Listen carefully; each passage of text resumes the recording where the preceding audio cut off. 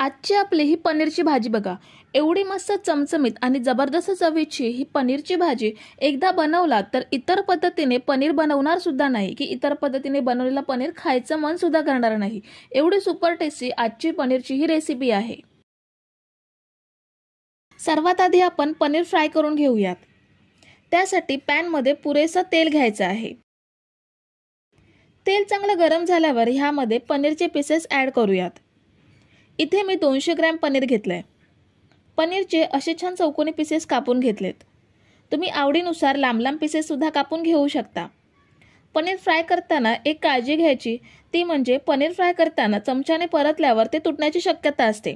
म्हणून पॅन ह्या पद्धतीने हलवून एक साइड चांगली तपकिरी रंग येईपर्यंत फ्राय करून घ्यायची, म्हणजे पनीर नंतर परतताना तुटण्याची शक्यता कमी असते। आता आपण हे छान परतून घेऊयात आणि मस्त असं फ्राय करून घेऊयात। पनीर आपण मस्त 4 ते 5 मिनिटे गडद तपकिरी रंग येईपर्यंत फ्राय करून घेतलंय। आता पॅन मधून काढून घेऊयात।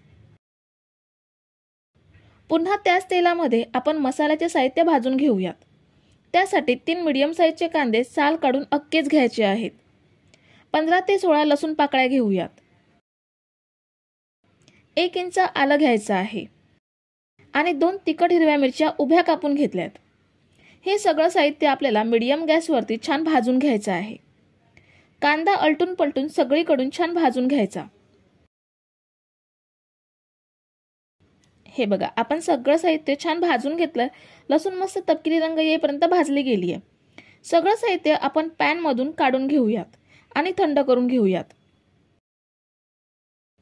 आपण भाजून घेतलेलं सगळं साहित्य थंड करून मिक्सरच्या भांड्यात काढून घेतलंय।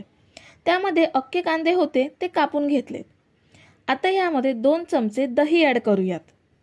त्याच सोबत आपल्याला कोथिंबीर आणि पुदिना सुद्धा घ्यायचा आहे।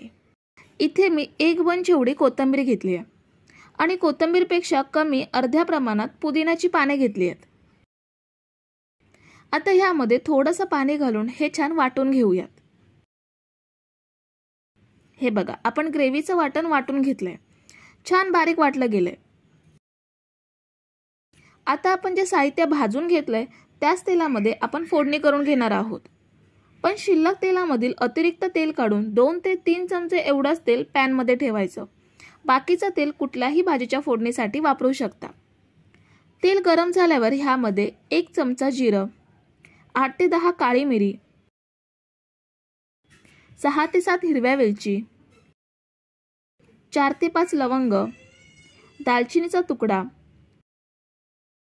1 लाल सुकी मिरची आणि 2 मसाला वेलची सगळं छान तेलामध्ये अर्धा मिनिट परतून घेऊयात। खडे मसाले परतून घेतल्यावर ह्यामध्ये बनवलेलं वाटण ॲड करायचं। वाटण छान तेलात परतून घेऊयात। हे वाटण आपल्याला 4 ते 5 मिनिटे तेल सुटेपर्यंत शिजवून घ्यायचं आहे। त्यासाठी यावर झाकण ठेवून आपण हे छान शिजवून घेऊयात। 4 ते 5 मिनिटे आपण हे मीडियम गॅसवरती छान शिजवून घेतलंय। बघू शकता तेल ग्रेव्हीवरती जमा झालंय, म्हणजे ग्रेव्ही छान शिजली गेली आहे। आता यामध्ये काही पावडर मसाले ॲड करूयात। अर्धा चमचा हळद, 1 चमचा लाल मिरची पावडर, अर्धा चमचा जिरे पावडर, 1 चमचा धने पावडर आणि 1 चमचा गरम मसाला घेऊयात। हे मसाले सुद्धा ग्रेव्ही सोबत अर्धा मिनिट परतून घेऊयात।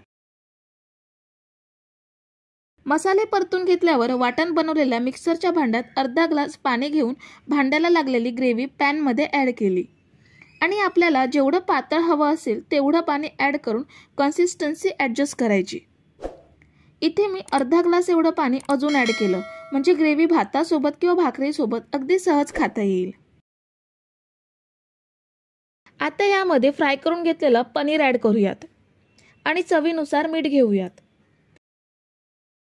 पुन्हा सगळं छान मिक्स करून घ्यायचं आहे। आता आपल्याला हे झाकण लावून 4 ते 5 मिनिटं छान शिजवून घ्यायचं आहे। ही बघा, आपण मस्त अशी पनीर ग्रेव्ही 4 ते 5 मिनिटे छान शिजवून घेतली आहे।